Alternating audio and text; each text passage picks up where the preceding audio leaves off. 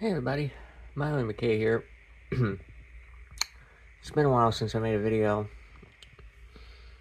um, so I figured I'd make one today, a bit of a collection update, and talk about some other things along with that. That's been sitting up here for weeks at this point, by the way. I just left it there because I like the cover art, even though I have the Scream Factory 4K as well that has the same artwork if you flip the thing around. The artwork is not the same if you flip this around on the other side of this, though. The only difference, by the way, the only difference between the artwork like this on the 4K versus this one is this one has the all new right there. So there's that. So we'll start with movies. This is a long one because I got a lot to go through today because I have been buying movies like crazy lately. Move some stuff around. So it's one of those things. We'll start off with this one, From Beyond the Grave. This is the only Warner Archive Collection Blu-ray I have. Get off me, fly. It's a pretty cool one. I love that artwork. It's a movie from 1974, an Amicus Productions film. For those who don't know and for the uninitiated, Amicus Productions was a company that made a lot of like the Hammer horror films. It's a British company, British production company. But I love Amicus stuff. A lot of it's really fun to watch. Really great 70s B movies and some 50s and 60s B movies as well. I mostly know the company for the 1972 Tales from the Crypt film that they made long before that show existed. Right there. That's mostly what I know them for. But yeah, From Beyond the Grave. I have not watched this yet, actually. I'll eventually try to do an update video, let you know what I think of this one when I do eventually watch it. This next one I have watched. Return to Horror High, 1987, I think. Could be wrong. I'm looking for it, damn it.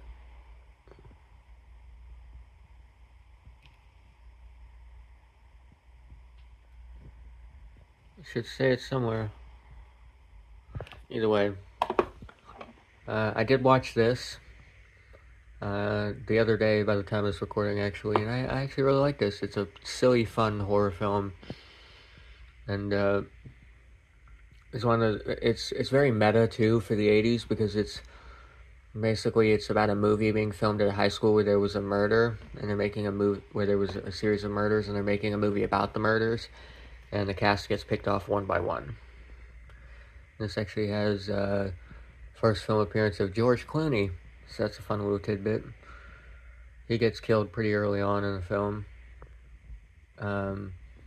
It's a fun watch for what it is, and like I said, it's very meta for the 80s.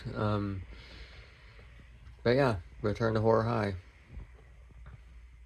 School Spirit has never been this dead. Says it right there. This next one I haven't watched yet, and I've seen clips from this movie, but it never took the time. I never owned it until now. Oh, excuse me. Salem's Lot, the original miniseries. This is a fun one.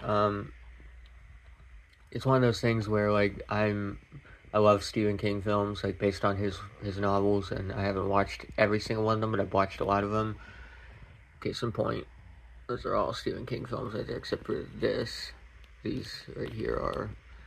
And I do have more. Pet Sematary 2. I think that's all I have in here right now. Well, that might not be. Oh no, wait. There's The Shining. I was wondering where that was. And I think that's all I have for Stephen King films that are in this room at this moment. Besides the ones piled on the floor over here because I have no shelf space at this time. But yeah, the Salem's Lot miniseries. Got this pretty cheap. I got it for like, I want to say $4 the used video store. So yeah, it's cool. I haven't watched it yet. This next one is one of the many 4Ks I bought recently. The Nightmare Before Christmas. Love this movie. I got the 4K Blu-ray combo because I had a DVD of it, but the DVD I have is like insanely damaged.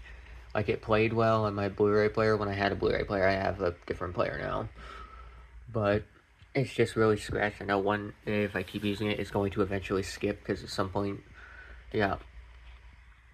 So I got this, so I never have to worry about that. And because I like to collect my 4Ks now, it's a nice little release. Love the slipcover, very reflective. Jack Skellington, Zero. Fortunately, the price sticker covers it, and it is how much I paid for this. I bought it at Meijer. Stir of Echoes, which I actually, I already have a copy of this movie sitting on the shelf right now, I think. Oh, yep. Right there. Ignore the America Chavez pop. But there's a funny thing. My friends actually gave me that, so it was kind of neat. But, Stir of Echoes DVD. This is the Blu-ray version. This is an old Blu-ray, by the way. It's from like 2006 when Blu-rays first came out. All the silver on it. It's kind of neat looking. I kind of like it. I dug this look when I was a kid, so I think it's neat to have this now. I did not pay that much for it. That is not what I paid. I paid like... Actually, I didn't pay anything at all for this, I don't think. No, I did. I paid like $4. But that wasn't the price I paid for it. No, sorry, it was $5.99. That's right, at the place I went to.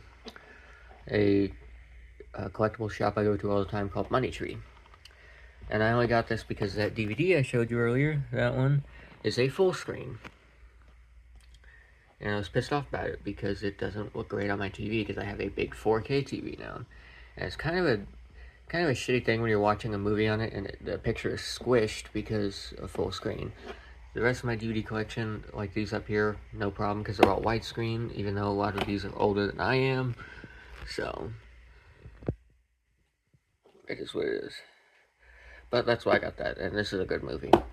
It's basically this thing where Kevin Bacon's character, Tom Witzke, he gets hypnotized at a block party, and then all of a sudden he starts getting signals from some girl that got killed in his house. And he eventually finds out that his landlord's son did it, and they covered it up and put a body in the wall in the basement of his house. It's a good movie. I highly recommend. It's a very underrated horror film. It's great, though. That's creepy. This next one is one of my favorite newer found footage films, even though it's not that new. Grave Encounters. And I did get this on DVD because it was really cheap. It is a Tribeca film. You can see that there. They were searching for proof. They found it. This movie is great. It's basically, it's like a crew of a ghost TV show along the lines of like Ghost Adventures and Ghost Hunters and shit like that. Are filming an episode at a place called the Collingwood Estate, an old mental hospital that apparently all the other shows are faked, but this one was real, and they were not prepared for it. It's a very creepy movie. This next one, I actually have an old VHS of, but I don't have like a better watchable version until now. Manhunter. This is the first Hannibal Lecter film. Although this is before Anthony Hopkins played the role, at this point it was Brian Cox, which is an interesting choice, but I think he did a good job. And I liked the movie enough that I got it. Of course, they redid this in the early 2000s with the Edward Norton flick Red Dragon. So, it's a good movie. He's basically looking for a killer known as the Tooth Fairy. Mortal Kombat remake. Or, well, I guess you could call it that. The new Mortal Kombat. You've seen on the channel before, I had a DVD of this, but I lost it, so I had to replace it. So, there's the Blu-ray, and this didn't cost me anything. I got this for free from a birthday from my buddy Steve, who runs a used video store I go to. This next one is one of the newest 4K releases I got in my collection. This came out just this year, a couple months back, and I was able to snag a copy at my local Walmart. Killer Clowns from Outer Space on 4K, which I actually Oh, that scared me. I thought that was gonna fall. Little show and tell here. I have the DVD. Get off me, fucking fly. Get out of here. Thank you. I have the DVD of, which I've had this for quite a while. I bought it at Walmart back in 2018. My dad's girlfriend bought me that one. It was like $5, and it had that weird thing on it that the Walmart exclusives had at that time, where it was made to look like graffiti art. But this is the 4K version of that from Shout Factory. Great steelbook. Love the artwork on it. And I did watch this. It's the best this film has ever looked or sound, so happy with that one. Another steelbook. This one's not 4K though. I also have a DVD of this sitting around here somewhere. The Gate. It's a Vestron steelbook, which I've shown you guys the Maximum Overdrive one I have, so I got two of these Vestron steelbooks. And some Vestron Blu-rays. There's one, Sundown, The Vampire Retreat, and there's the other one I have, Candyman, Day of the Dead. I have another Vestron, like regular Vestron Blu-ray release like this too, of David Cronenberg's Shivers, but that's in my living room right now, in my personal stacks out there. It looks like a fucking library next to where I sleep. Anyways, The Gate. I like the artwork on this. This is a good movie. It's a 80s film, 1988, I think. Might be older than that. I have to Google it. The whole thing is a kid living in the suburbs has a hole open up in the ground during a storm where a tree used to be in his yard, and in the hole, the hole leads to like another, supposedly leads to hell, basically, and these weird little demons come out after him and his friend find this big old geode. And yeah, it's a good movie. Very creepy for the 80s. I love it though. The steelbook's great.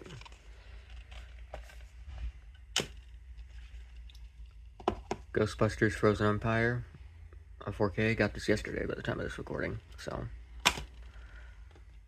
and I like the movie. I don't know why so many people hated on it. VHS 85. I got this the other day because I have the DVD, but I wanted the Blu-ray, so. Green Room, just watched this the other day. Great film, highly recommend. Love Anton Yelchin. Rest in peace, dude.